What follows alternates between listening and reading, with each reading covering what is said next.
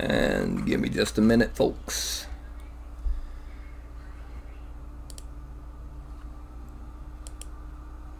Let's pop out the chat. And Badoosh.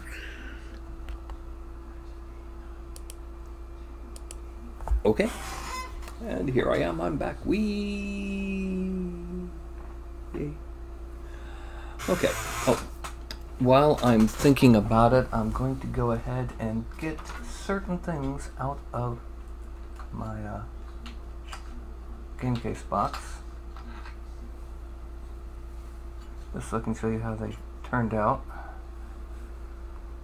And I'm gonna have them down here on my, just to make sure that they don't go confused. Okay. Now, alright, got those in place, or got them out of the box, just so I can show them off and I get more people in. Okay, first of all, if you're here watching after the broadcast on YouTube, don't forget the whole like, subscribe, bell icon, the whole 9 yards. So I've got the Discord down there, everything. Also, Anycubic Photon is the magic miniature making machine. Trust me on this, it's excellent, especially for the cost. Yeah, so anyway, today, again, I don't have a scheduled patron. Go figure.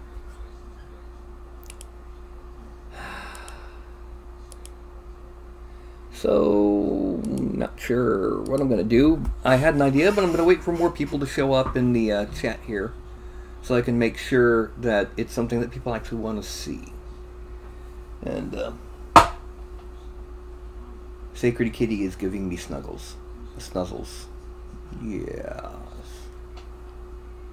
He's a kitty. Yes, he's a kitty. Okay, so again, as I said, I have no patrons today. So my plan, I have, okay, let's see just how many of these I have. Also, move that to there. Ref picks.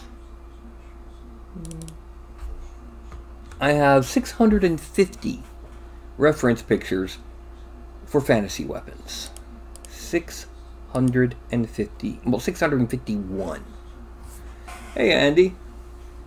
So I was thinking, search through some of my reference pictures and maybe do some more ridiculous looking fantasy weapons.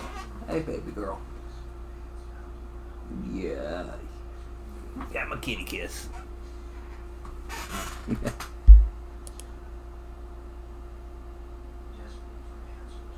Anyway, but well, I'm just wanting to make sure that that's something people want to see, some more weapons being made, and if I make them, yes, I will have them done in the format for the files for people who have my, the Daz Studio files, but I'll also be releasing them as just raw OBJ files for, over on Thingiverse.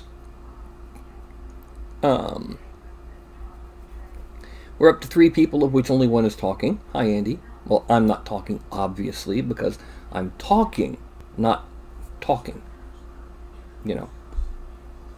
4. Ah.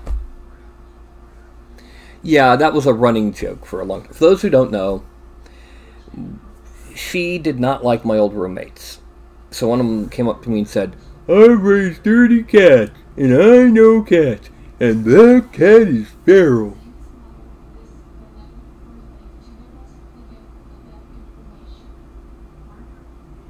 Really? Anyway. So, Andy, what do you think? New weapons? Just made out of pure fantasy? Just... whee!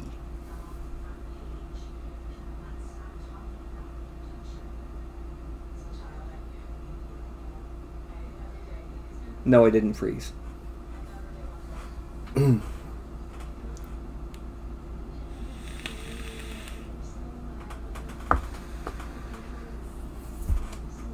By the way,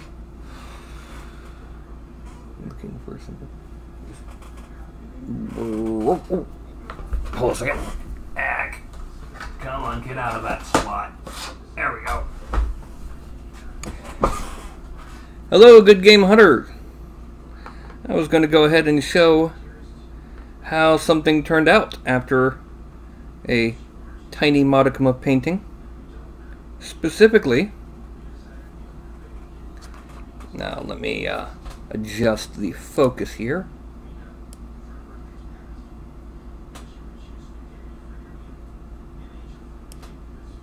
The spell effects from Thursday. Yay!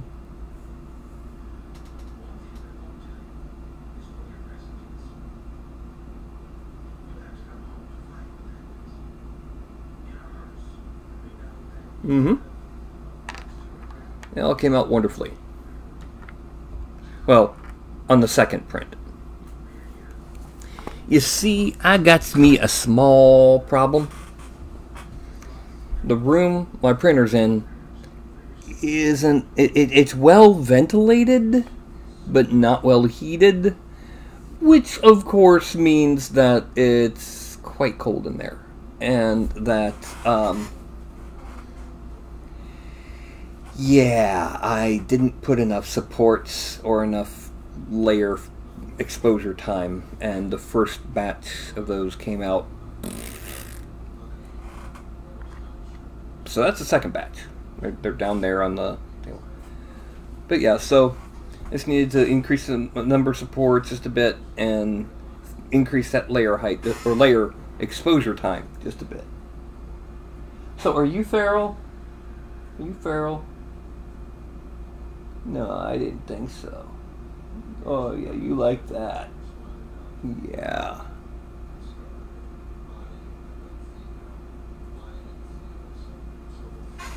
Anyway, so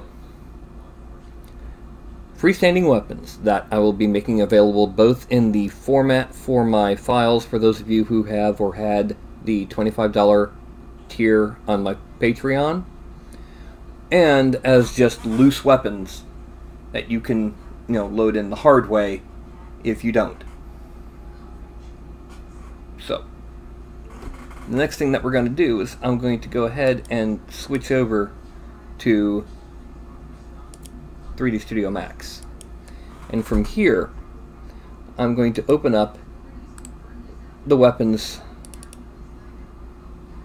in Earphin View. Yeah, that's a shield. That's a storm shield from 40K. No. Okay, we got some pretty interesting looking weapons on this one.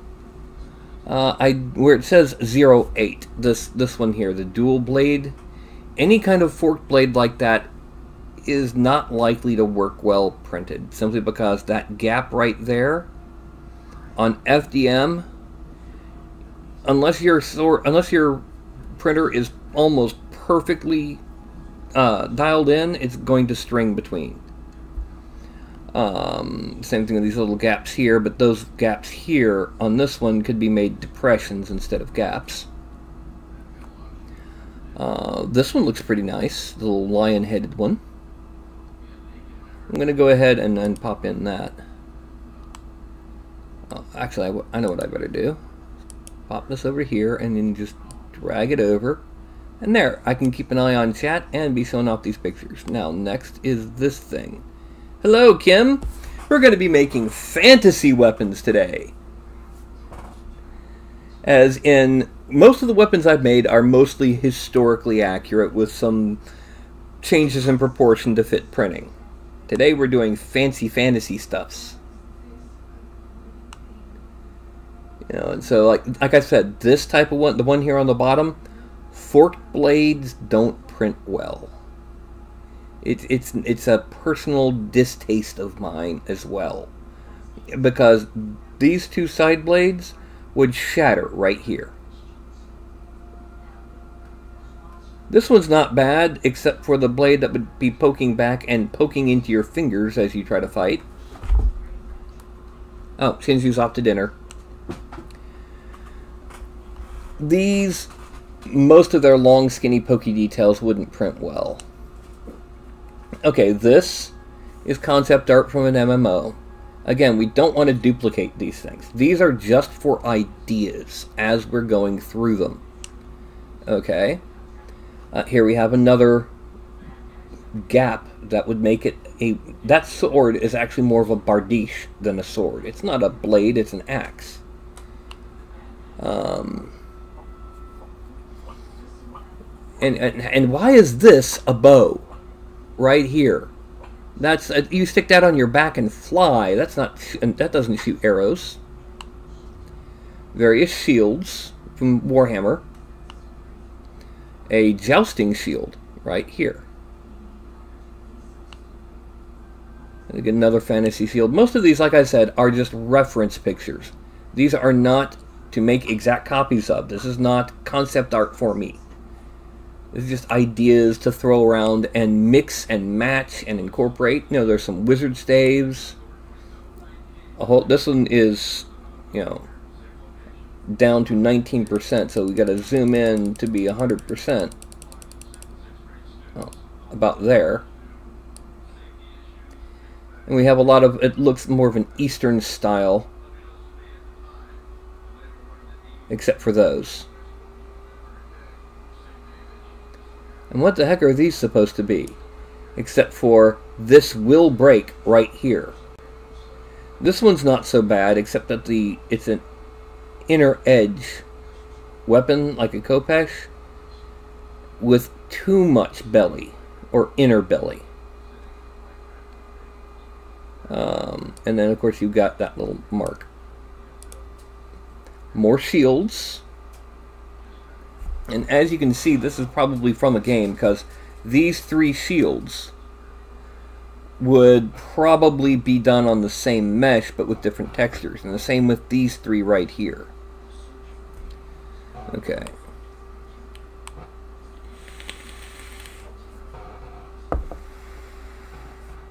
Okay, we can make a short sword that's kind of vaguely inspired by this one, even though that's supposed to be a great sword.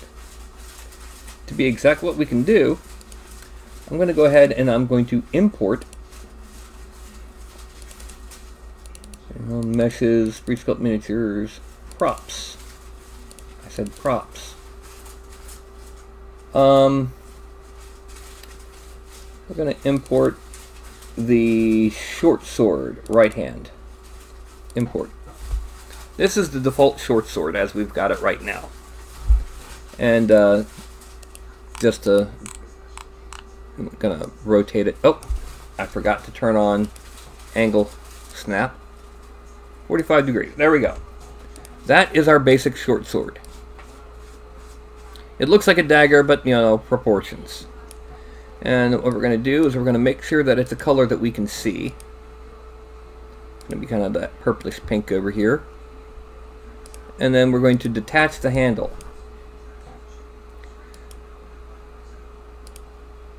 And then the rest of this, we're just going to slide on over.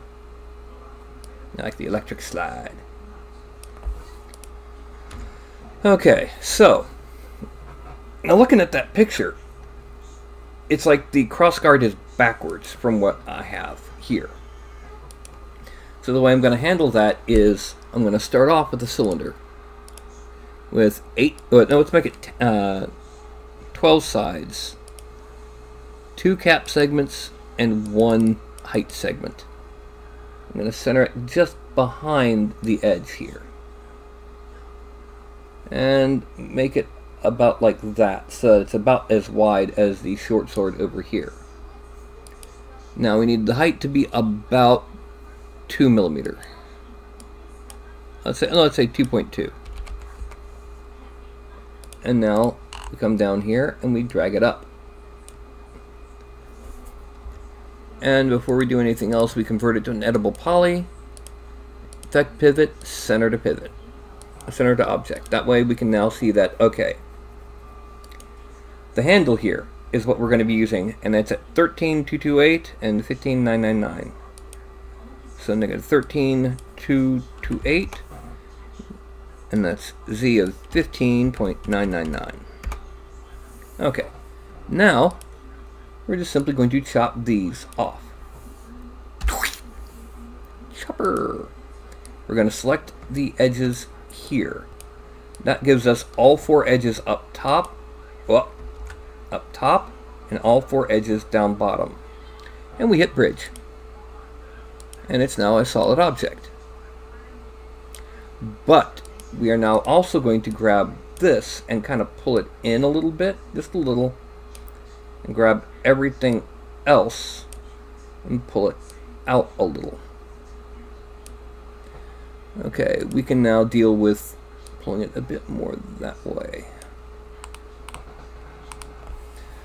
Now the next thing we're going to do is we're going to select these corners, loop,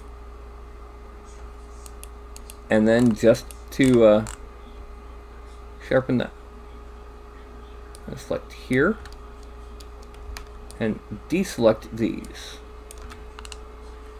And we're going to chamfer of a 0.01. Okay. Now, we select these and weld them. And then we zoom into here. Okay, as we can see, there's a problem with this. It caused... So what we're going to do is we're going to grab these two and weld them. And we're going to grab these two and weld them. And that's our cross guard. We're going to mesh smooth it. And we can see that's going to be a small bit of a problem. It's going to... Okay, so what we're going to do instead is we're going to select all of these edges. All of them. We're going to go to connect. And we're going to make 2.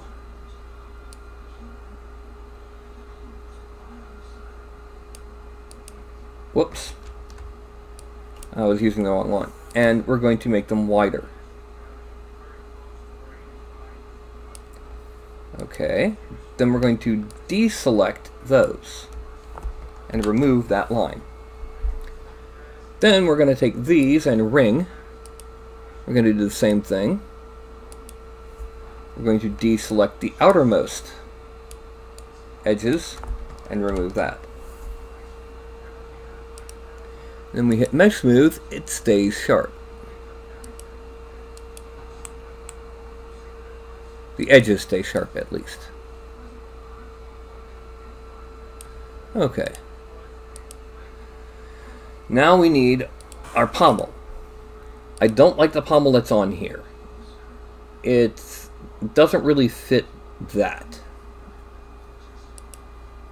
And especially doesn't fit what we've done to it. So instead what I'm going to do is I'm going to make a clone of it at 180 degrees. Go back and put it at the back of the handle. And then we're going to shrink it this way. And then shrink it like this. Until it's about there. And we need to move it down just a little bit because of the arc. Okay. So, that is the new crossguard for this sword. Now the thing is, that's the sword. Now we need an interesting blade. Because we got a lot of room to do sculpting on the pommel and crossguard of this new short sword. So, let's go ahead and start playing with the, looking for decent blade shapes. No, most of those are classic. No, it's just, Warhammer style Imperial longsword. There's another split blade sword, which I can't stand. Again, these are just for ideas. These are not what we're going to be making.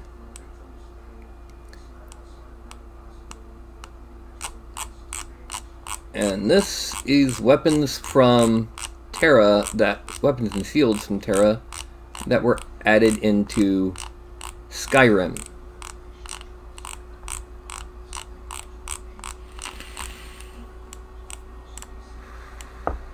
Okay, that is a little interesting thing. We'll get back to that later. And, you know, we're just looking through reference pictures now.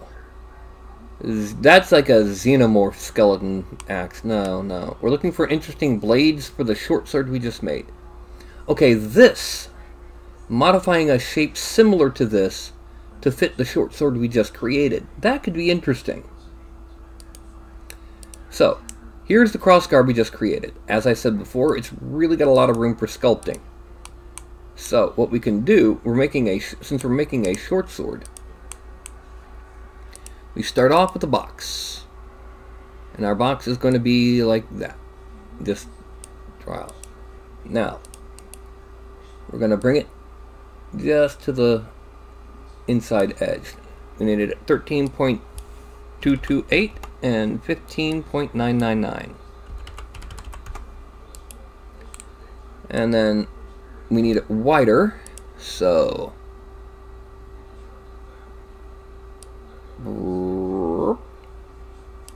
and we need it taller, although about there because of how we're going to make the tip. Okay, that gives us our bases right there. And we're going to go ahead and convert it to nettable poly. Then we're going to add in, actually we need to make it thinner than this because of how we're going to make the edge of the blade. So we grab it and we make it thinner. This is going to be a flat-topped blade, so that there's also room to carve and sculpt things on the sides of the blade. Okay, so what we're going to do now, we have these set. We're going to create one connection, and we're going to move it kind of close to the edge here. Then we're going to create another one that's right smack dab in the middle. And what we're going to do is first we're going to make these come to about here. Then we're going to grab here. We're going to make it come to about there.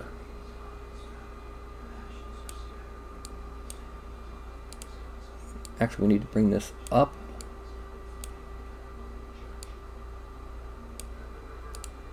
And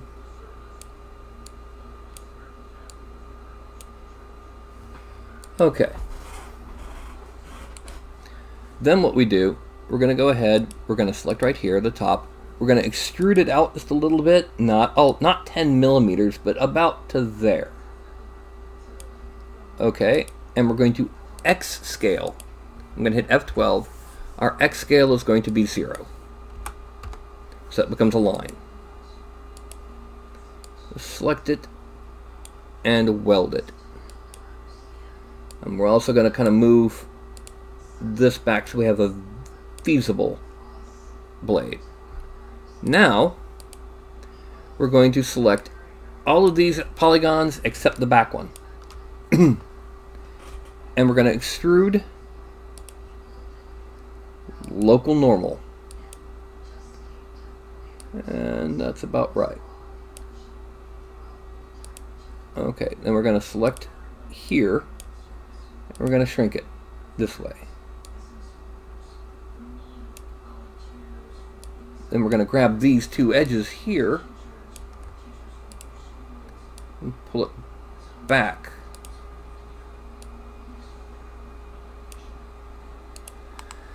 Yeah, this is going to be definitely a fantasy super broad. Now the next thing we do, we come over here, F12, we're going to Y scale, it's up and down, 1%. So that way it ends up looking like an edge. Zoom in, we're going to change the color so it's not quite so difficult to see our edges. Okay, we're going to hit smooth 1. So it's all one smoothing group. Collapse all. The next thing we're going to do is we're going to select those. Connect. We're going to go all the way to here. And finally, we're going to select these two edges and hit loop. That's the edge of the flat. We're going to chamfer it 0.01 with 2 tiers. That makes it super sharp. Now we're gonna see what happens when we mesh smooth the blade.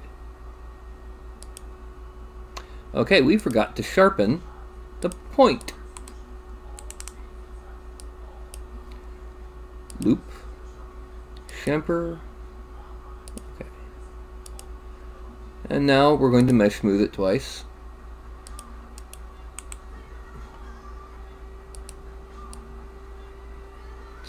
Okay, it's way too wide to be a short sword. So what we're going to do is we're going to bring it forward to about here. We're going to narrow the whole thing. And then we're going to use sub-object level here and widen it, just to make sure keep a nice curve to the blade. And here we have a fantasy short sword. Now it's really simple in shape because the intent is each member of your troop will carry... Actually, hold on. Yeah, let's remove that mesh smooth and do one last thing. Ring, connect. Oh, nope. Connect 0. And then we're going to grab here and we're going to pull it forward just so that we don't have the problem of that being too sharp. Okay. Now mesh smooth. 2. And we have our basic short sword. Or not basic, our fantasy short sword to go with the basic. There's one problem. It doesn't have what's called a distal taper. And you don't really need one in a miniature, but it really does give it a little bit of oomph. So we're going to taper it, and we're going to make sure it's only affecting the side view. Okay, so now we're going to delete that. I'm going to select the handle here. Then we're going to make sure each one of these, using down here, we're going to look and make sure it's at 13.228 and 15.999. Doesn't matter what the Y is. Okay, so then we're going to select the handle. And we're going to attach the parts. And again, give it a, let's go here and object color visible. Make it a blue.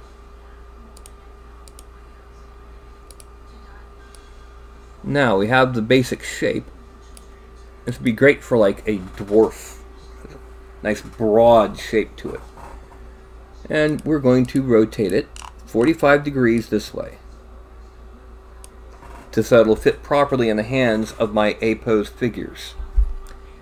And effect pivot only. And we're going to move the center of the pivot from X to 0. Now, on X from 13.225 to 0, and create a mirror. Copy. Now when we look at this one, it looks fine, but it's secretly not. It isn't a mirrored copy of the other one, it's a copy of the other one that's been turned inside out. So what we do is we hit reset transform, and look, it suddenly turned black. So we now hit normal, and that fixes it. So now we have one for the left arm and one for the right arm. So we select this one, file, export selected, and what we're going to do is we're going to go meshes, props. We're going to, oh come on, props. We're going to create a new folder called Super Fantasy Weapons. Okay, now we got to change it, make sure that we're saving as an OBJ, and we're just going to call this one Wide Short Sword R Hand. Export. Done. And this one, file, export selected, wide short sword, L hand, export. Done. And that is our first weapon. Our first just pure fantasy weapon. Well, I'll worry about bringing them into Dad's studio later. Okay. Now, let's look to see if we find anything that catches the eye. That's not a daggum split blade. I hate those things. I don't care if it's, this is not as bad because it's, self-contained for most of it. But since when have spiders had forked tongues? Okay, these are very classic war swords, but with a fantasy edge to them. No pun intended. By the way, if y'all see something that catches y'all's eye, let me know. Some further war swords, some a bit more questionable than others. Like I said, this is just concept art that someone else has. Actually, I better not be showing this. I better not be showing this. Sorry. But I'll go ahead and continue looking through this. And like I said, I'm not a huge fan of split blade weapons.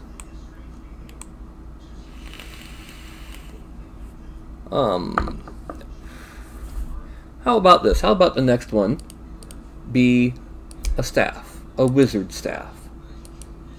It could be the staff of the Order of the Cosmic Ring. Yeah, that's what it'll be. Okay. And what we're going to do is we're going to load in the quarterstaff right hand. Simply because it's a basic staff. And we can add on our bits to the top of it.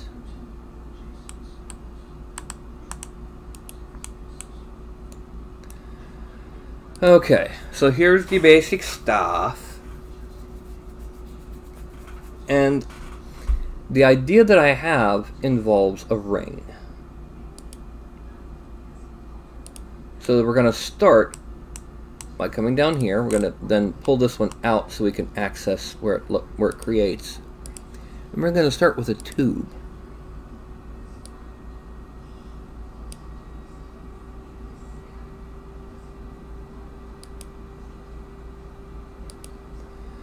And we're going to give it 3 height segments, but only 16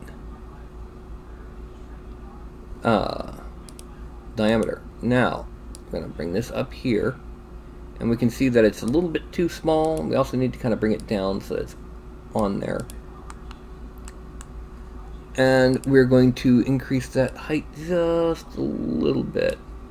Okay. An edible poly. Now it's an edible poly, effect center to object, and that's negative 13.228 and 15.999. Okay, we're starting off with a ring. It is not a lollipop. Now, we're going to select all of these right here. And we're going to make them much wider. And then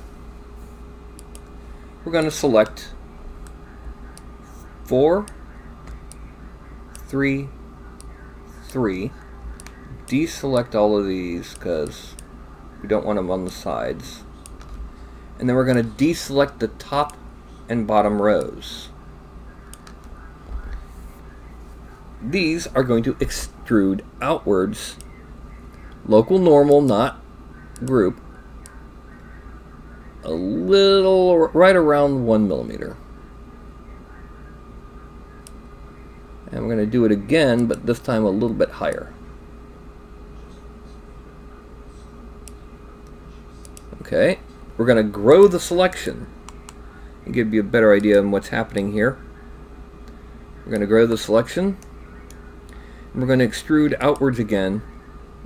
This time just enough so that it's about as thick as the rest of the ring.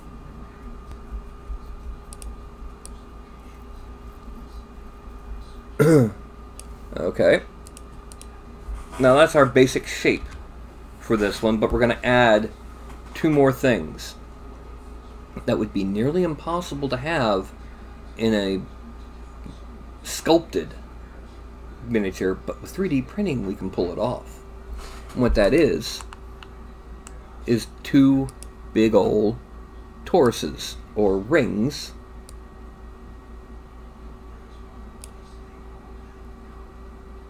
it needs to be about that big around, and we're gonna bring it over here, bring it down this way, and we're gonna rotate it a little bit like that, and then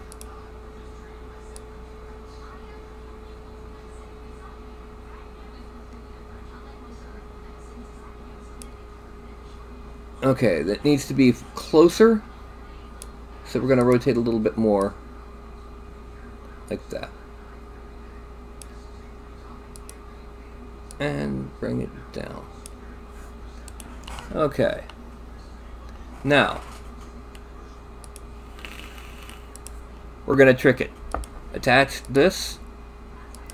Oh wait, no, we're going to detach it. What that does, at least in 3D Studio Max, this now has the same center point that this did. So we're going to take it and we're going to mirror. Copy.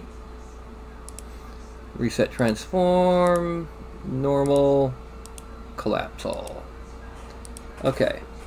So what we have right now is a staff with a fancy little top that has two large rings on it. Now we need to make sure that the topper, when it actually, let me go ahead and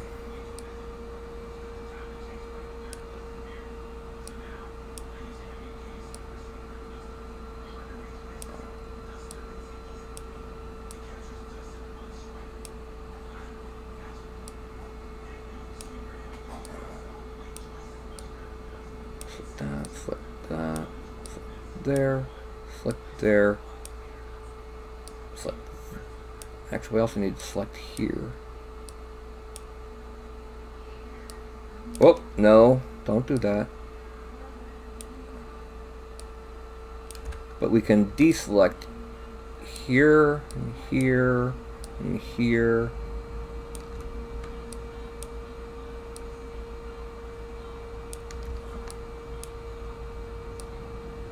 And we hit loop. Oh well. We chamfer at 0.00 or 0.001. Let's make it really small. Okay. And now we're going to mesh smooth twice. There we go. And you can inscribe runes or what have you, but we can do something with the tops.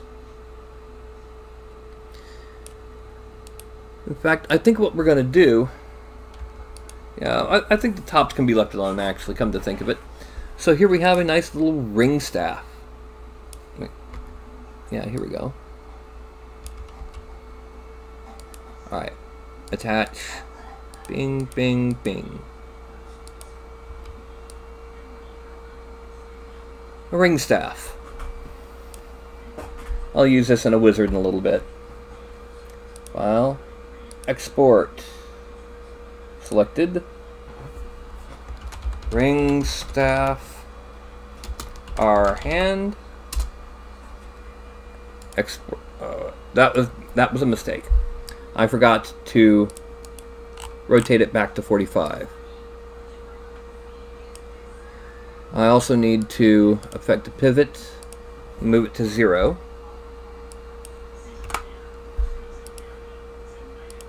So that I can then make a copy. And then, as before, reset and normal. Alright, so there's the right hand one. File, Export selected. Ring staff right hand. Yes, I want to replace it. Export, done. And then file, export selected. Ring staff left hand. Export, done.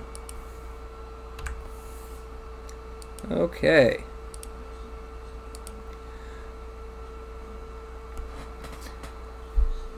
So,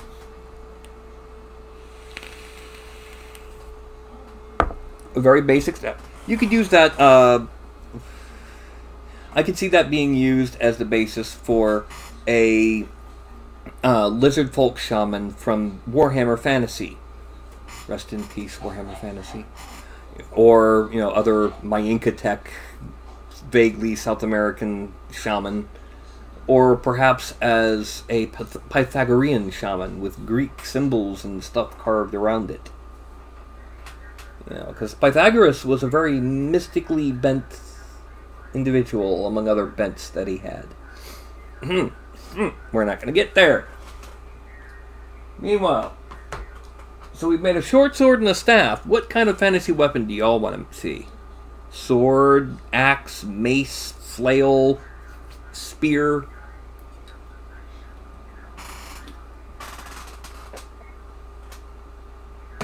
Well, heck, you could also take that ring thing and make a monk staff from a monk as in a meditative monk, not a martial artist monk. It could be a druid. It could be a sun staff.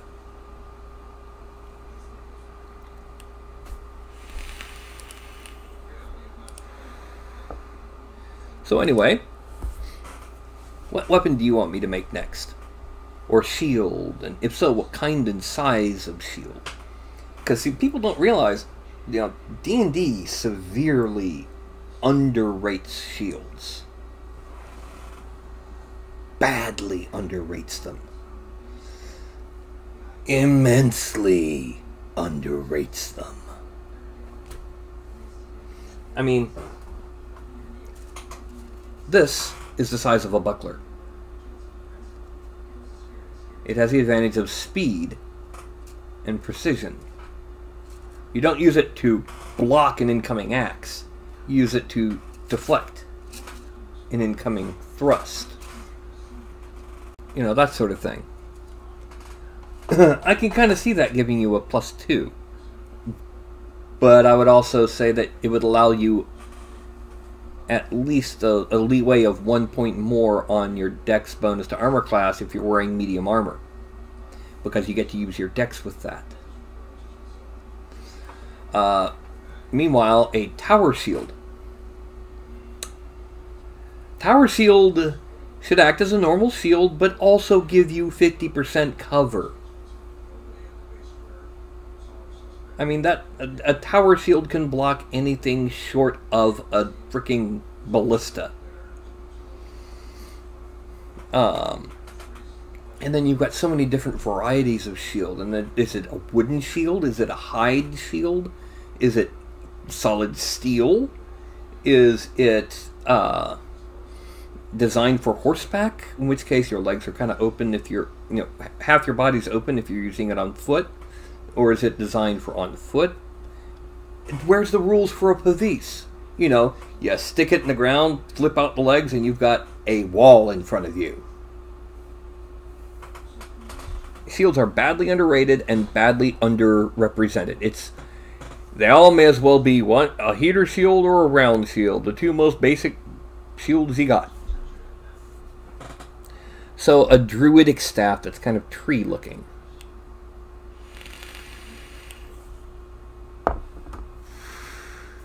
What kind of tree?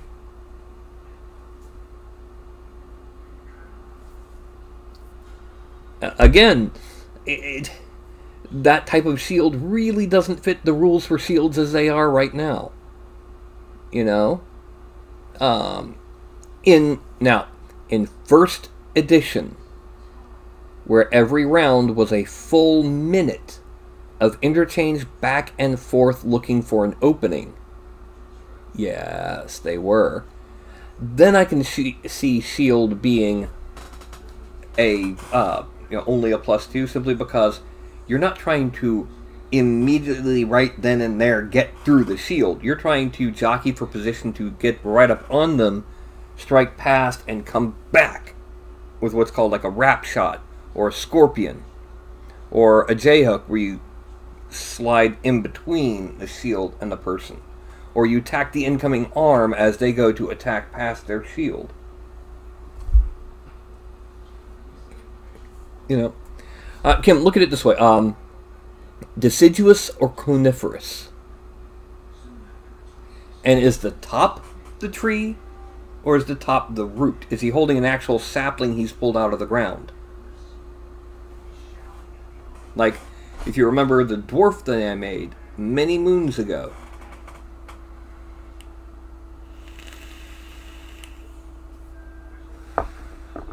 I think the problem with making a tree... I think the problem with making a tree is that a lot of it would be in the sculpting. It would actually be easier for me to go ahead and just sculpt a tree out of the ball staff that's in the default. Simply because almost all of it would be sculpting to get that organic shape. And to have a little squirrel on top going.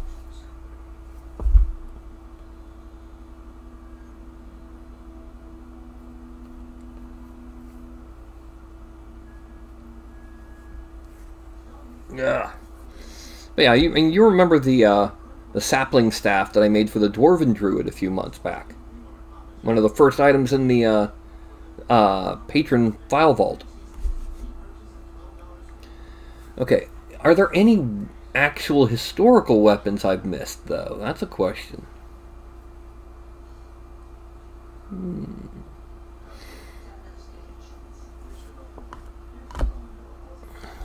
Not really, actually, but I mean, most of the historical weapons I missed were either extraordinarily rare or, otherwise, because I refuse to make double-ended weapons. They're stupid. 3rd edition made the worst mistake they could by making those common. Double axes, double hammers, hammer on one side, pick on the other. Alright. Person A has 2 weapons. 1 in each hand. Person B has a single weapon that has an attacking head at each end. Who's more versatile in combat? Dual wielder. Because he can parry with this one at the same time he strikes here. The exact same moment. Do a double strike at the same time. Parry over here while he parries over here. With the double-ended weapons, you can make an attack or a parry, then another attack or a parry. You can't do both at once. You can't do one of each at once. Yes, I have a Morning Star.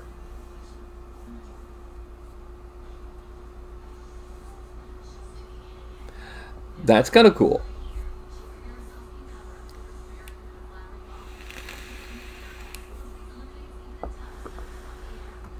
The flail kind's not a Morning Star. A Morning Star is a 2-handed spiked mace. I have not done a footman's flail. Okay. A footman's flail is what you're thinking of.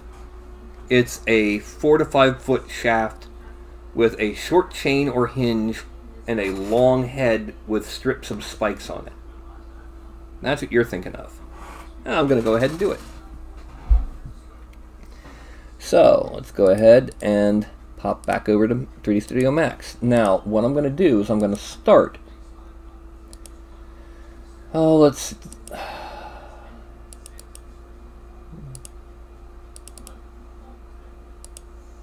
Where? Oh, there we go. I'm going to load in first the hammer.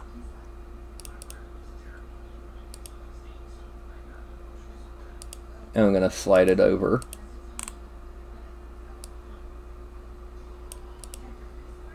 And then a grate club. I'm going to slide it over. This is just to give an an idea of size. So what I'm going to do, I'm going to go ahead and cylinder.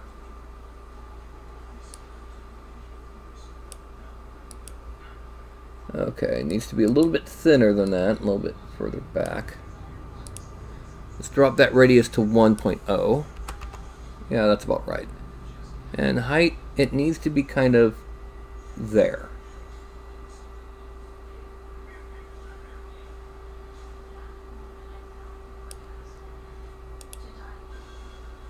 We're at the elbow poly. Now we're going to drag it down so that the wielder's hand will be near there, and the back hand you could put here, or you could just set the butt end on the ground.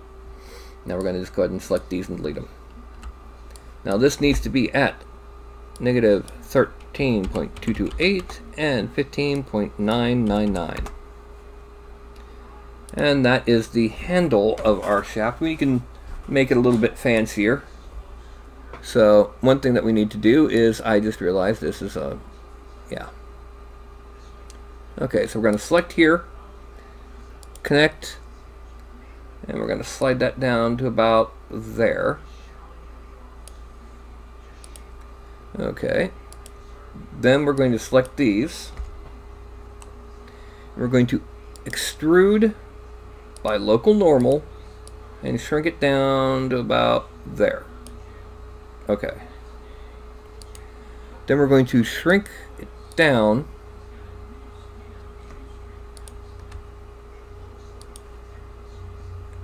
and we're going to pull this out to there. It's got a little spike on it so you can rest the butt on the ground. And we're going to connect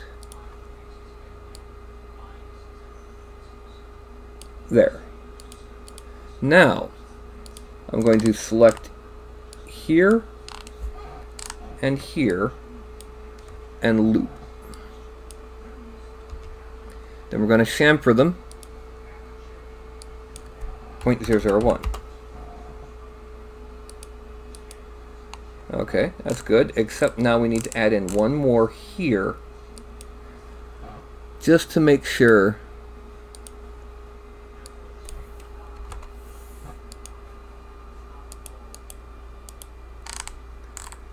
that we have it looking like it's separated.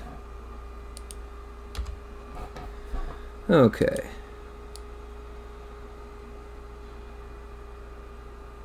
Now, next thing we're going to do is we're going to add in two.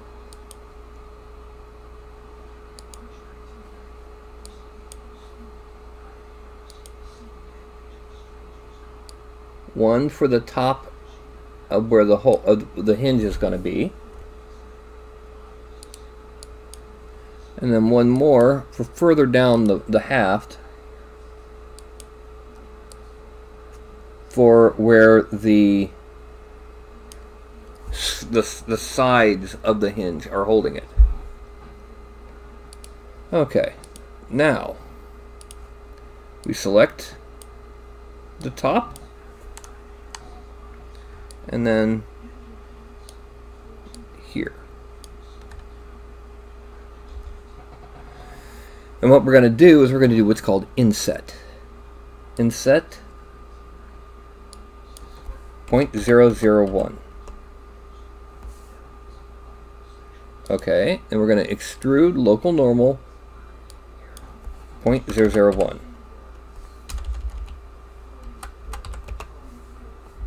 Accept that, make it go out a bit,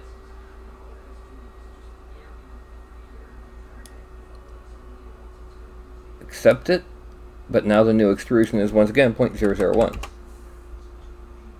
And then one last inset. Okay, that is our haft. Let's go ahead and mesh smooth it. Oh, no. It's got a problem. I need to connect here and go very close up. And then select here.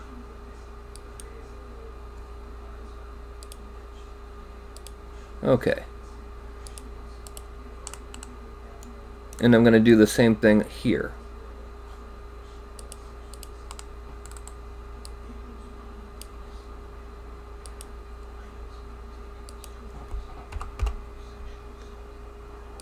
And here.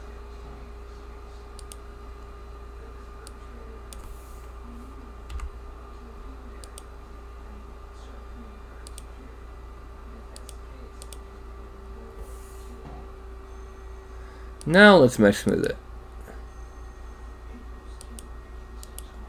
Okay, and here we have, yeah, the handle for our flail.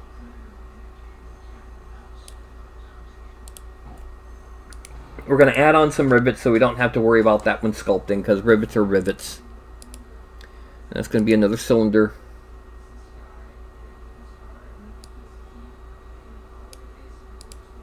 And we're going to make it so that it goes completely through the shaft. So it's obviously a little too tall here. We need to be at an X of 13.228 so that it's centered. And then we're going to reduce that height until it's about the same. Okay, edible poly. Effect pivot, center to object. Now that's 15.999. Okay. Pull it down to here. And we're going to select those two edges, loop, and chamfer a 0.001 to layers. Then we're going to select here, connect, do 99. Oh, no, not 99, 0. Here we put the 99. And let's mesh smooth it once. And we can see it's a little bit too large this way. So all we're going to do is shrink it a little bit. There, that's good. Then we're going to drag to copy it. And one more up here.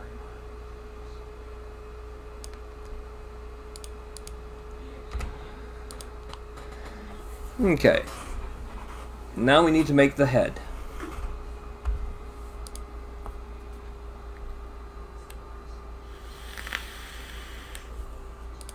Okay. Or make the... First we make the chain. We're going to start with a torus here.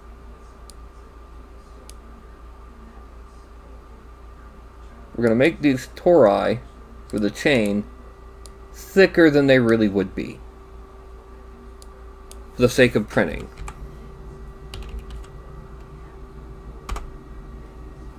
So for example, we're going to start here, we're going to increase that inner radius to 1 millimeter. Well, nope, that's not what I want. We're going to increase this to 0.55 millimeter. That's too much.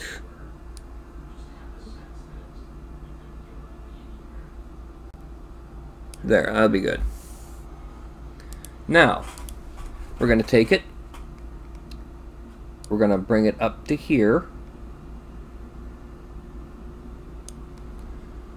We're going to accept that, and then we're going to rotate it 90 degrees.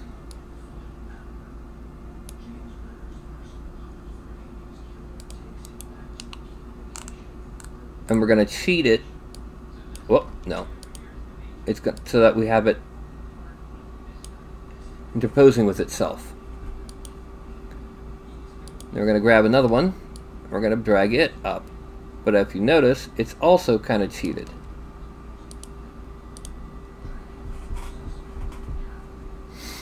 Now we're going to make an edible poly, attach here and here. And then we're going to inflate it until this gap right here is gone. Okay, let's push And we're just gonna start 2, 3. Whoop. That's good enough. It's enough so that looking at it, you think there's a gap there, but there really isn't. This makes it solid when it prints. On the same token, we need to go ahead and pull this back a bit so that there's no gap there. Okay. Now, what we're going to do is we're going to take it from here, we're going to pivot it like that.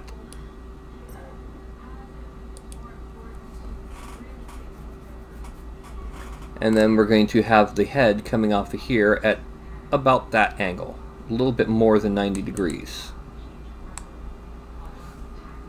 But we're going to start off with it vertical first.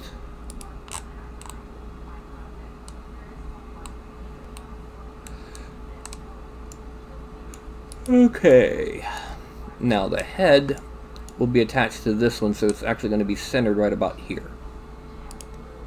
Cylinder. And it's going to be about the same as the shaft.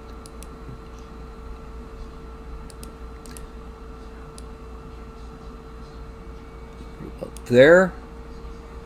And that needs to be at 13.228. And then it also needs to be over this way. And then we're going to increase that height to about there.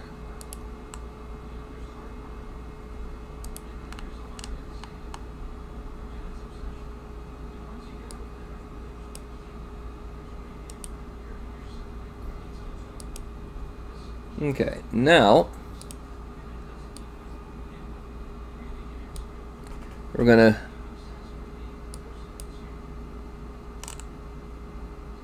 why did I do it that way? I need to do it this way. There we go. Connect to about to there. Okay, now we're going to select here and here, and we're going to select here, here,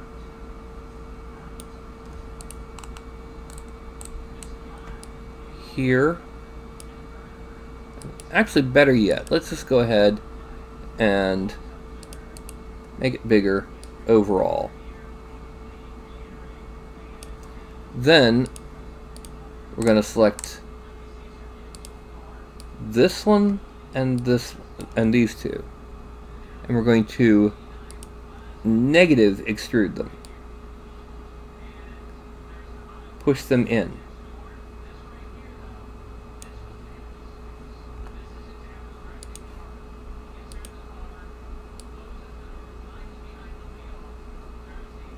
Okay, now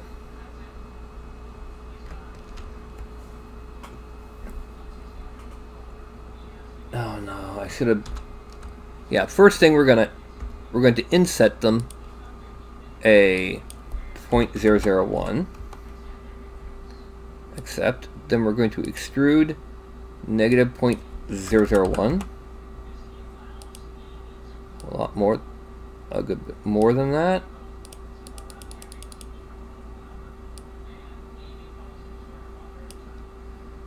Accept, and then 0.001. Accept, and then inset 0.001. Okay, that's good.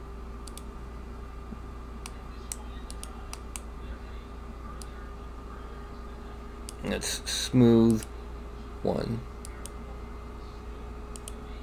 Collapse all. Now we're going to select here, connect,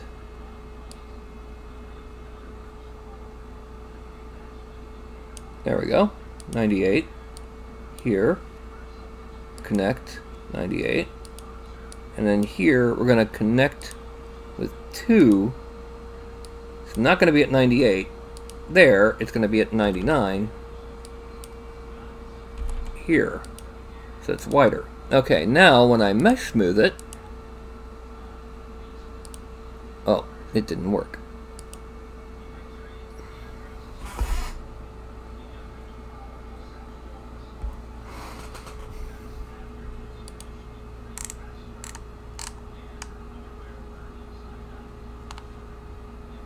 Oh, I see why, because I failed to get these working. Connect, accept. There we go, that should do it. Mesh smooth. Yeah, there we go.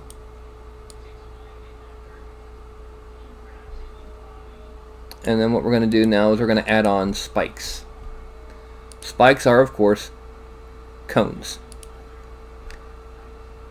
Just going to grab my...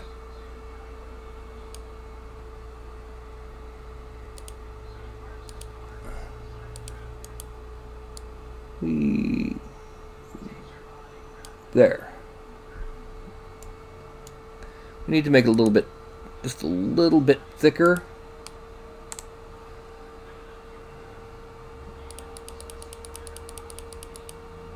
And a little bit taller. And make that sides of 16 and heights of 1.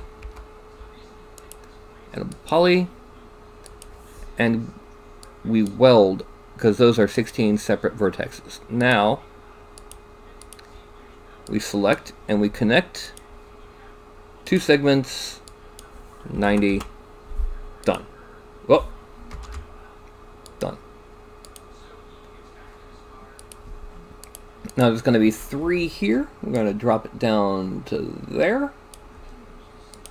And drop it down to there. We're then going to attach to here and here. Now, this, I'll make sure these are at 13.228. Okay. Now, I'm going to attach them. Then, select them and deselect and detach them. There. Now the spikes have the same center as the rest of the head. Because what that lets me do is I take the rotate tool and I use shift to rotate 90 degrees. And I've got another set of spikes on the side. I then go back to here and attach these guys. Now I go and I rotate 180 degrees. And I've got all the spikes. I select that and I attach both sets of spikes. And now I can rotate it back a bit. And after doing that, I kind of move it off like that just a little. And here we have our Morningstar flail, our footman's flail.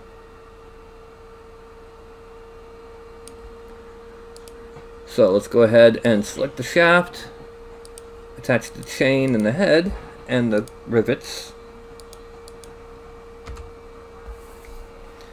And then we're going to rotate it 45 degrees and move the pivot to 0. Then mirror. Reset transform and invert normals. There we go. We have our right and left-handed flails.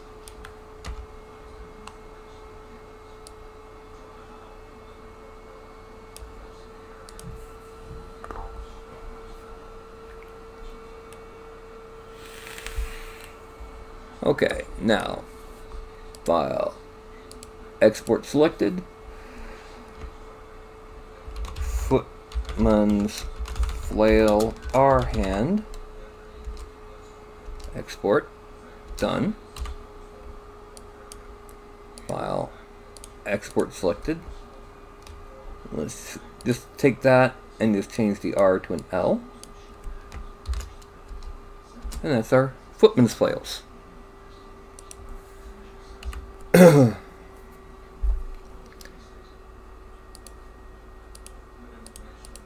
Okay, so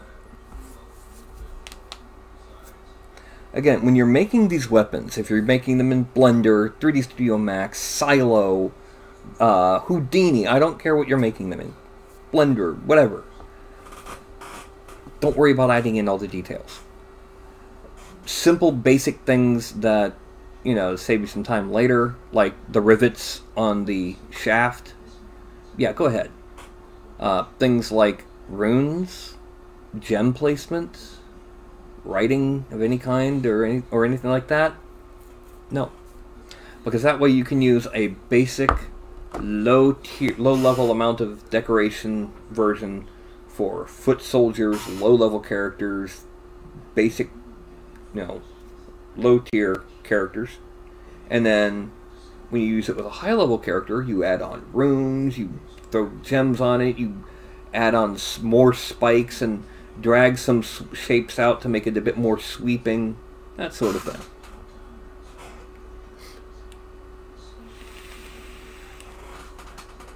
And again, that just, you know, it's the same thing if you make armor, which is the next thing I'm about to do. I'm about to go make, for this guy, a set of shoulder pads. However, to do that, I don't use 3D Studio Max. I use ZBrush. So I got to start ZBrush and wait for it to actually come through the full start cycle. And while I'm doing that, I get a sip of soda.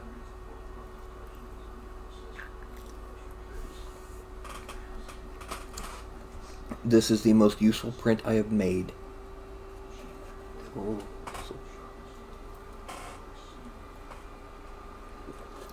Until I am out of soda in the last can.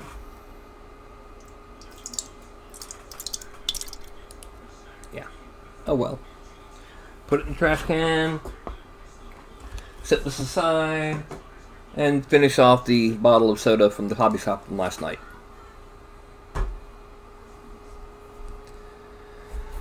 Okay.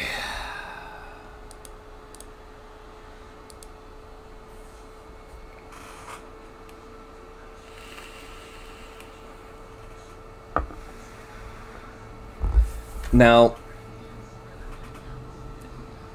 clothing, like shoulder pads and the like, that will have a different look to them once you've got it on a figure that poses. Things that move with more than one body part at a time. When it comes time to put them into that studio, they have different things to do to it. For example, a bracer only moves with the forearm as long as you've given enough space for the bend, and it doesn't extend too far past the elbow.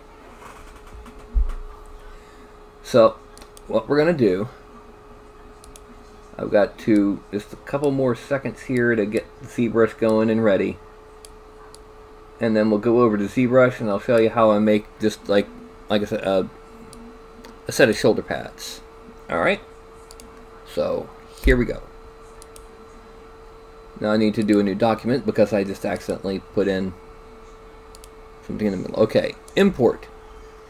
And we're going to before you do this, all you got to do is just export an unposed version of the character as an OBJ. And then you can load it into ZBrush and you have your basic character. Now we want the shoulder pads to look the same from right to left, so we're going to hit X, which turns on symmetry. We also want to go ahead and, with a lower tier, we could lower it down a little bit and smooth out the shoulders just a bit. The same thing here, and the same thing back here. Just a little, not a lot. Okay, now under geometry, we're going to subdivide it a couple times till it looks nice and smooth. Subdivision level 5, which means I hit divide 4 times. And Dynamesh of 768. Dynamesh, it's at 486,000. We hit divide one more time. Now I'm going to shrink the mouse. And where did I put my tablet? And I got my tab tablet. Plug it back in. Just to let you know, when the tablet's unplugged, that usually means I've been putting files on here. This is the thumb drive that came with my Anycubic Photon. Alright, so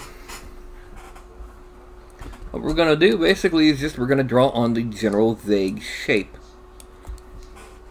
of the pauldron we want, which is going to be kind of, oh, forgot to affect the focal shift. We're going to come around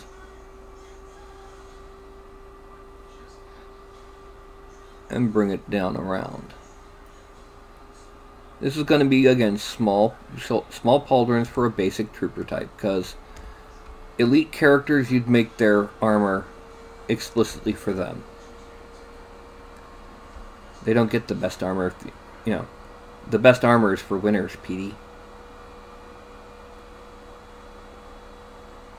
If you're not a winner, you don't deserve the best armor, because it'd be a waste of metal.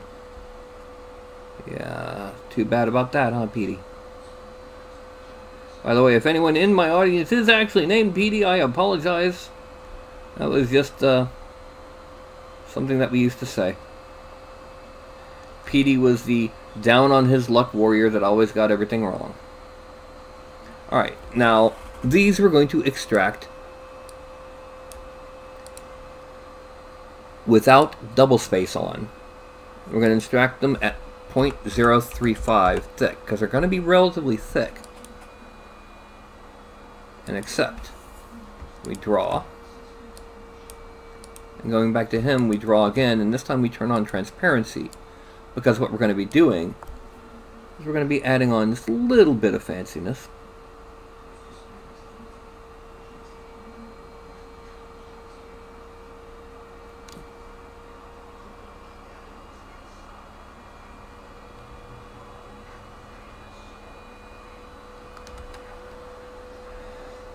Now, this what we're about to put on the arm is called a lame.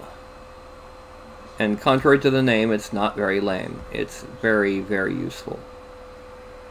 It's basically another piece of armor that comes down from the pauldron to overlap the lower arm. And then we're going to come from all the way back here and come back a bit. Oh, no.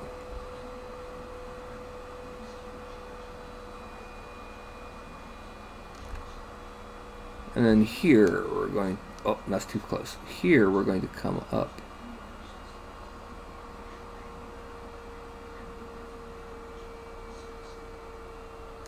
Alright, now let's turn off transparency. This will likewise be extracted without double, but at 0.02 thickness. Extract. Accept. You can already see it still looks pretty decent, even though it's very simple and just took a few moments to draw those shapes on. But they're a little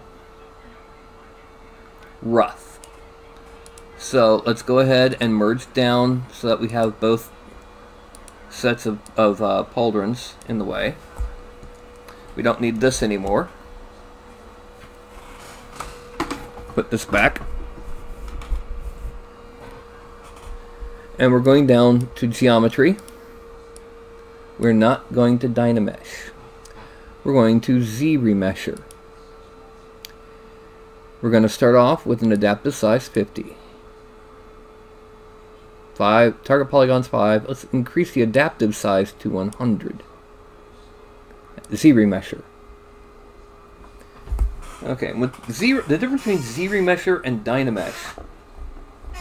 In Dynamesh, all of the polygons are exactly the same size. It also will fuse things into a single surface. Z-Remesh does not fuse things into a single surface, and the polygons are of varying size depending on if there's a sharp edge nearby. So, for example, we are now at 56,000 polygons for this pair of pauldron. We hit it. And this will drop us to about 20-something thousand polygons, and it will also even out some of those edges.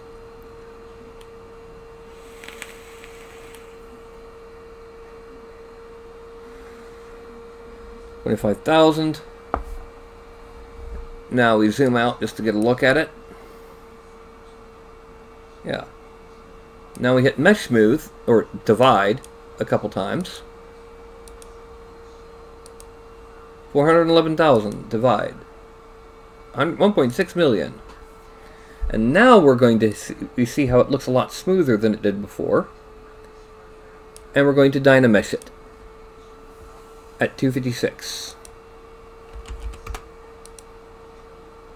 That's too low. So we undo that. Dynamesh doesn't work for doing what we want, to have a nice low polygon to use as what we need. So we're going to go to 50 adaptive size, Z-remesher of, let's say 2.5 even.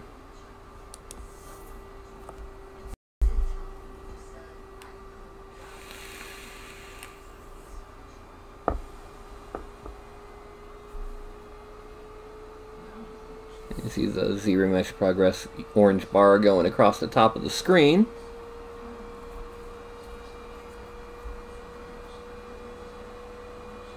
And it's 11,000 polygons. That's really low.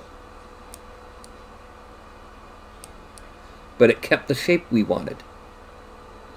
The rather sharp edges at the corners of the plates here. The sharp edges at the sides of the plates. Now if we turn on polylines, we can see that it has a normal geometry. Now, let's go ahead, frame out again so we can see the whole thing. That's what our pauldrons look like now. That could be done for, those could be used for either fantasy or sci-fi, in fact. Pretty decently versatile for some basic pauldrons. We're going to export, and we're going to put it into Gen 2 as new pauldrons. Okay. So that was making the pauldrons.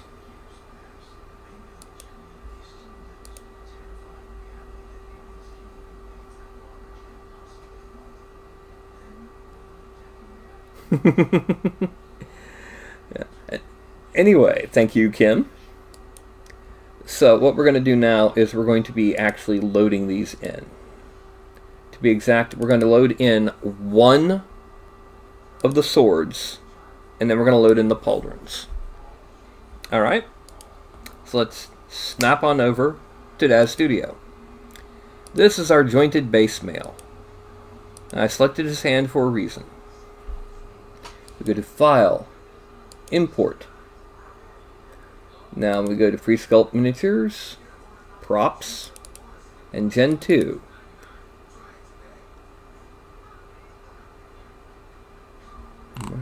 Don't tell me.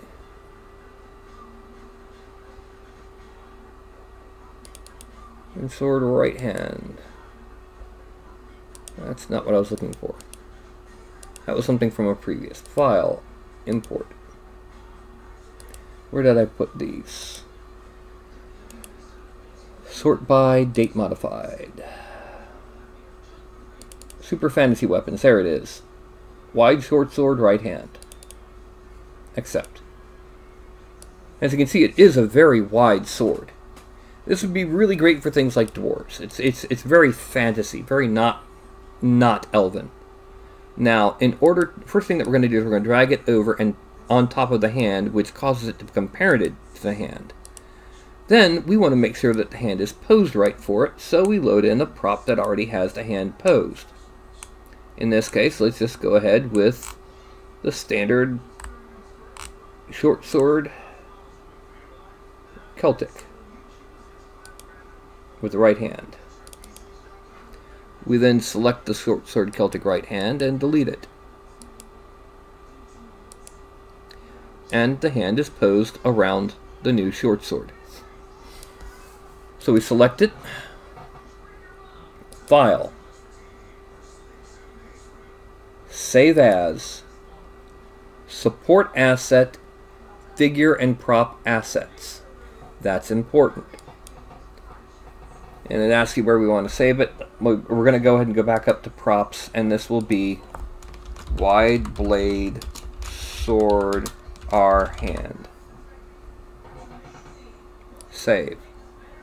Now, vendor name Valadar, that's me. Product name. This is important only for saving the directory. The directory that the data will be in. Not the file that we load in here, the user-facing file, but the files that aren't user-facing, the raw geometry in that. And I call that miniatures. And it's got parenting, it's got geometry definitions, item name, accept. Okay. Now we select the hand and the short sword. This time we save it as a wearable preset. And this goes to props, date modified. The most recent one is the wide blade sword right hand, and we're going to copy right over top of it. While you selected already exists, do you want to overwrite it with this file? Yes. That stays checked. We then go to pose and check include pose settings in preset. We then uncheck all, and we open up, actually let's expand all. We hide from the neck up, and we hide, and we go down to the right hand, we click. Everything from the right hand down gets selected, but everything after the right hand does not. And we accept. What this means is, now, edit figure 0 figure pose. Or let's say restore figure pose, yeah. Now, when I go down here, you'll see wide bladed sword. Right here. Well, you can't see it because it's under my head. Let me go ahead and, yeah, right here. I double click it, and there it goes. It just closed the hand around it. Excellent. So we're going to go ahead and, we know it works. We're going to delete it, and we're going to edit figure, restore figure. Now the next thing we got to do is those pauldrons. That's a little bit trickier. File, import, and I accidentally put it under Gen 2. Don't ask why. New pauldrons. Accept. Go into the new pauldrons, and we can see that, yeah, they look pretty good on them. The next thing that we do is we don't parent them. Okay. What we do instead is we go over here on the right. You'll see this opaque circle with an arrow pointing at an open circle. If you hold the mouse there, it'll say click here to display the transfer utility dialog, which we're going to do. And what you do is you select source jointed base mail. Target scene item, new pauldrons. And we hit accept. Now, when we move the arm, the pauldrons go with it. Yes, it's not very realistic for the pauldrons to be as flexible as they are here. But unless you go nuts, there's actually worse sins committed by other companies. Now with these pauldrons, we make sure to have them selected and not the male, but we have to have him in the scene. File, save as, figure and prop assets. Same thing that we saved the sword as the first time. But this time we're going to be saving it under clothing. And we're going to call this guard pauldrons. And again, it's the same dialog window.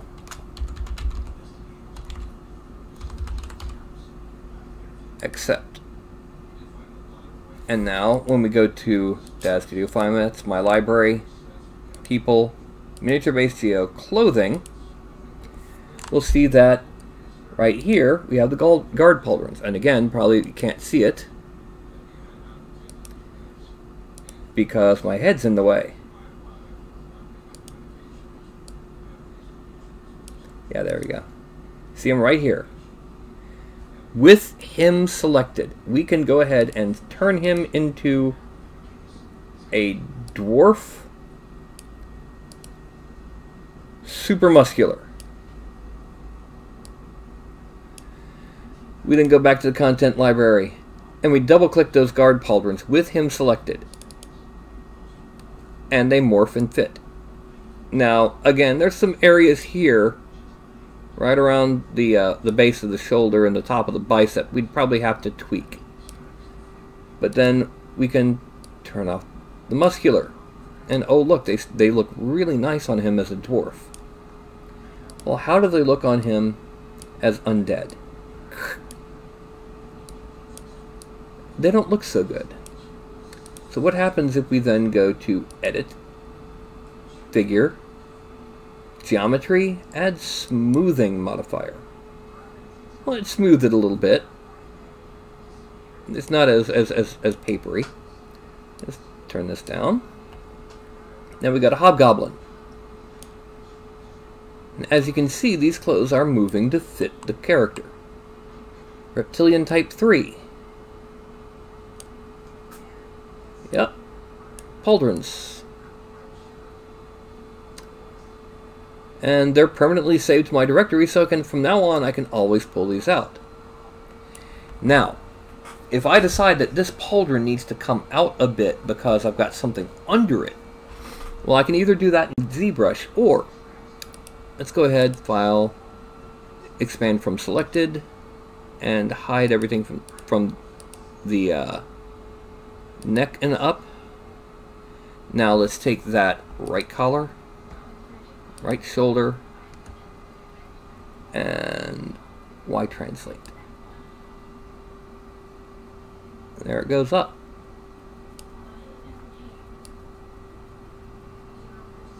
Yeah. So I can fit something underneath it.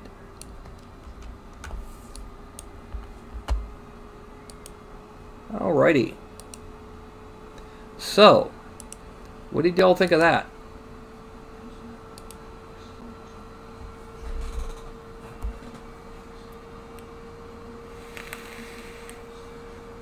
Here's reasons to make clothing that way instead of making it directly on the figure.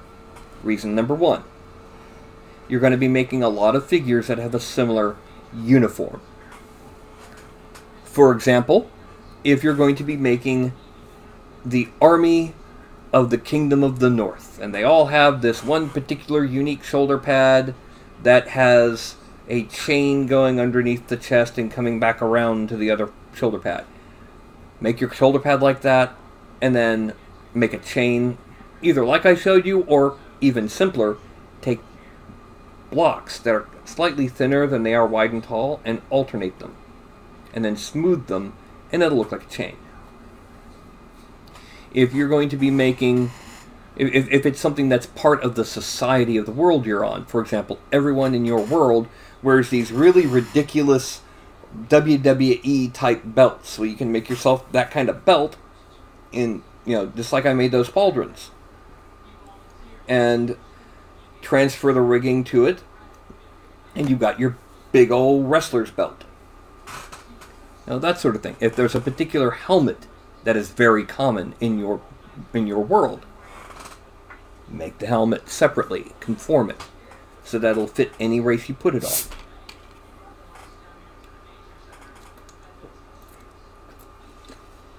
Now, I should note, conforming is a phrase often used to mean transfer the rigging.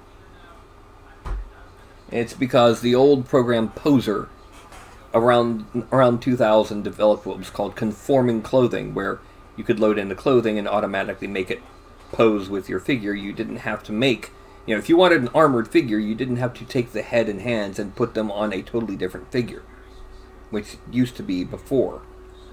So if we're referencing clothing that has mimicked rigging, we call it conforming. That's another good option. If there's a common clothing item that you like seeing on your miniatures, like the hooded cloak, you know, that sort of thing. Meanwhile, let's see how friendly Shinju is right now. Hello, baby girl. How you doing? Oh, come on. What you daddy kitty kiss? Yeah, you do. Yeah, that's my baby girl.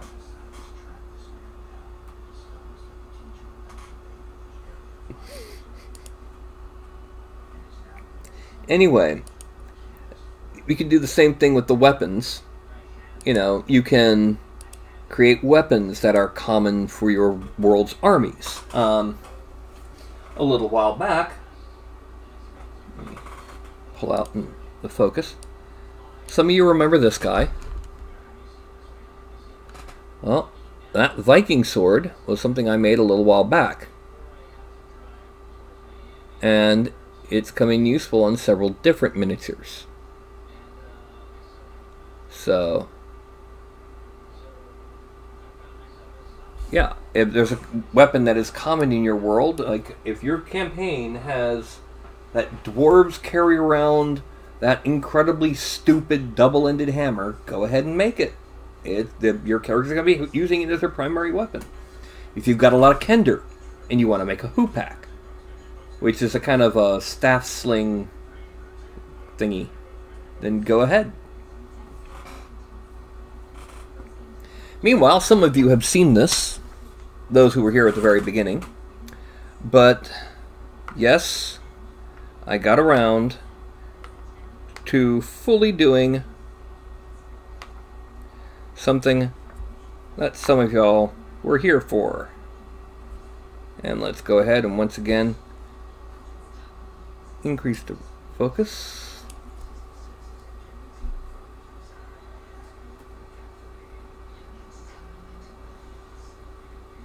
The spiritual weapons. I think that's a bit too much focus. There we go. There's a couple cat hair pieces like right here. But anyway. So yeah, by painting the bases gray, and then I painted the rim purple just because I like painting those rims, and potentially color coding them. It came out really nice, and they are small comparatively. I mean, it's the size of a weapon that he could be using. You know, it's about the same size as his sword. So it actually comes to about chest high on him.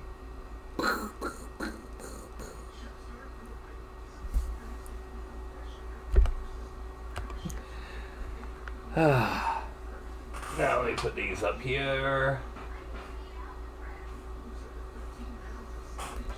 Put this up here. And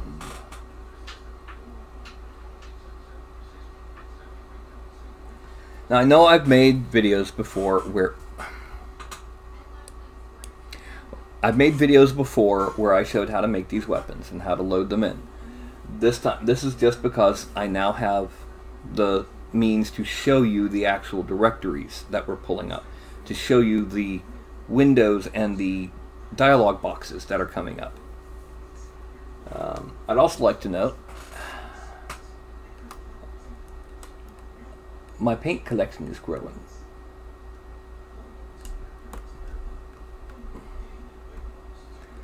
Yeah, I decided to get two paints of the opposite style yesterday. Everyone knows that reds and yellows tend to be translucent more so than others, and blues and that tend to be more opaque.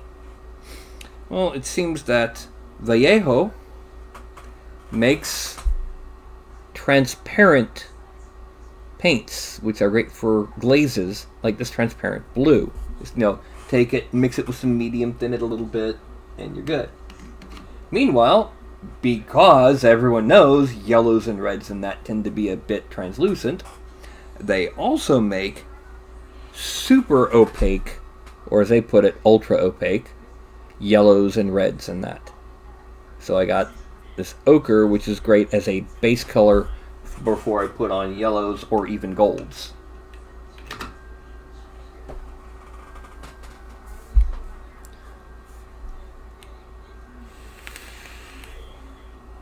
That's a good thing. In fact, I printed these figures. I mean, case in point, this one, I ended up having to... This is actually a bad copy. This is one of the figures from my Wednesday game. Some of you remember her, the elven wizardess with the wand. The problem with her, this print, the right ear broke off. So I printed her another copy and she returned this one to me. And when I give them their figures, I have primed them a basic gray and given it a light dry brushing of a gray shade that is just one shade lighter. Just enough to show the details and show where things are. Well, on the week of the 23rd, Wednesday the 23rd and Wednesday the 30th, our Game Master is going to be out of town. She and her partner are going to Wizarding World of Harry Potter. So, on those nights, I'm going to be doing a class for the gaming group on painting miniatures. And for each of them, not only do I have their figure, but I've also printed out for each of them an orc archer, also given that same level of gray primer with light gray dusting, a cheap 6-divot palette, and a pack of 4 cheap brushes.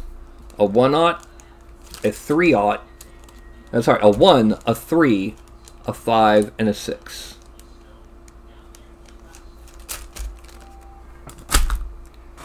There's me and 6 of them. And while they are painting their figures,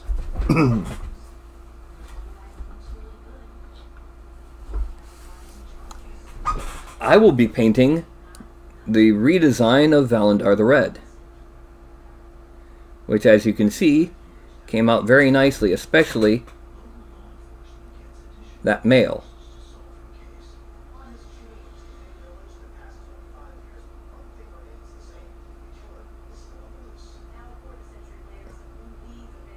So did the sword and the short sword.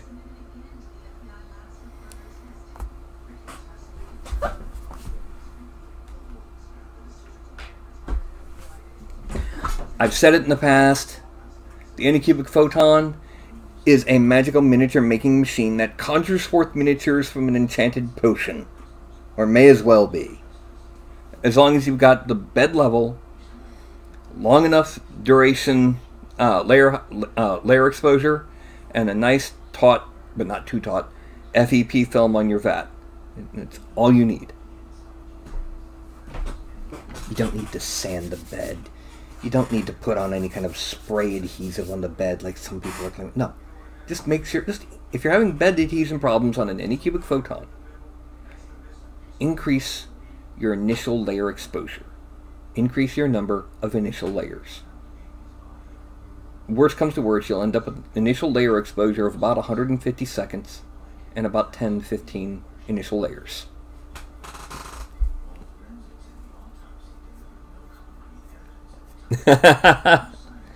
That sounds fun. What you ought to do is, if y'all ever decide to get into trying one of the skirmish level games like Malifaux or War Machine, have an army painting party. Have speed painting contests. See who can finish a given figure the fastest with the best paint job. It'll give you practice. You'll learn these techniques. You'll learn the speed painting techniques, which I will say that some of them I don't like. I don't like the idea of no shading. At the very least, paint it dark, dry brush it light, you're done for speed painting. Or dry brush it medium, or paint it medium, dip it in the quick dunk of Doom, Agrax Earthshade, and then dry brush it.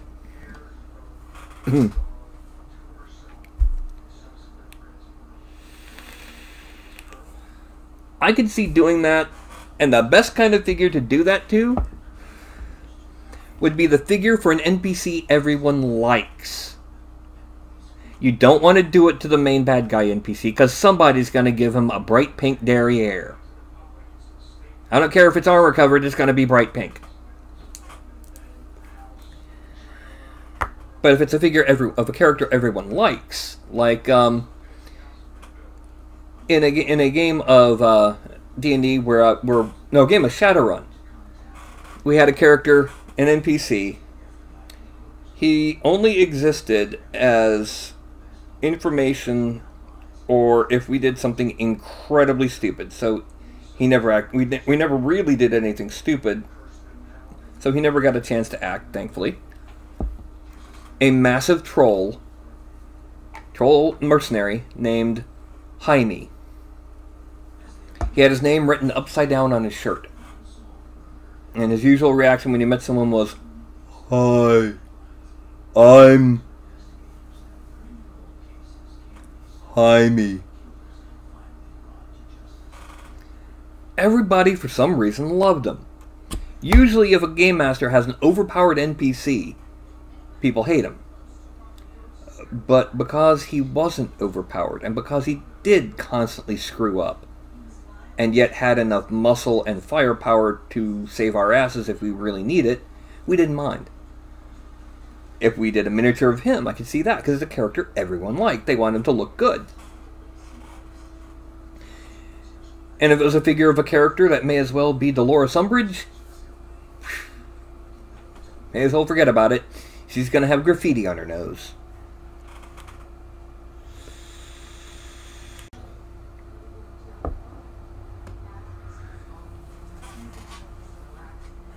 Okay, it is about 10 till 3.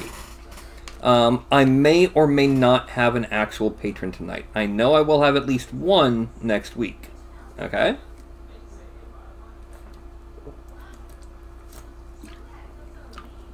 Now, last week, I've got to apologize. I had stopped. I did not broadcast last week because there were issues going on at the house. Let's just say that those issues are solved.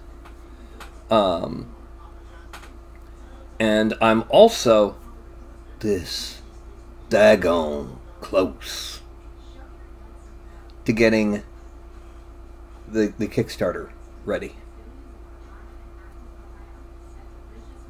Wish me luck, y'all.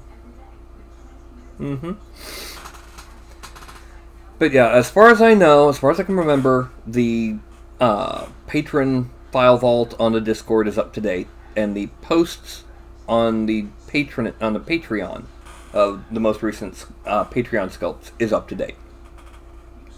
Since I only really did 3 weapons today, 3 weapons and pauldrons, I'm going to hold off on putting those anywhere. Over the next few weeks, in between doing other things, I'm going to throw in other weapons and occasional bits and pieces of armor, and I'm going to add those to the to the files for those who still have access to them.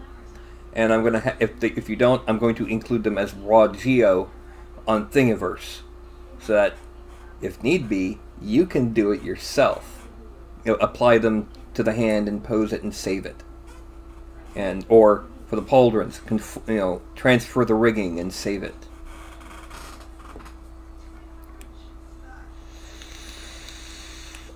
Also, from now on, instead of just having these guys for bases, there are also these guys. Now, as you can see, this one has a few more science fiction ones. The grates on the far left there, and the far left down here. The wooden plate, the metal plate right here. Asteroid, I guess you could use it for more of a hellscape, but yeah. And on the far side over here, we've got like the little organic alien, which again could be for an extraplanar realm. But then we've got detailed antique tile, gravel and cracked earth, a magic circle, and on the far side over here we've got, it's hard to see, but once it's painted it's obvious, it's a wetlands. On the absolute right hand side and running down the left hand side there's actually water.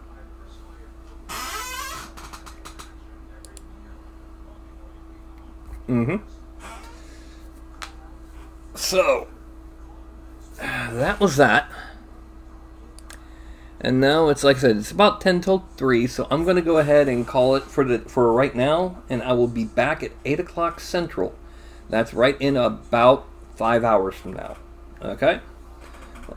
I might, and as usual, I might come on somewhere between a few minutes early to as early as 10 minutes early, so just keep an eye out. So, let me go ahead and refresh the actual broadcast page so that I can then go ahead and start the countdown. And that's going to be a countdown from 5 to 1. When I get to 1, I say something stupid.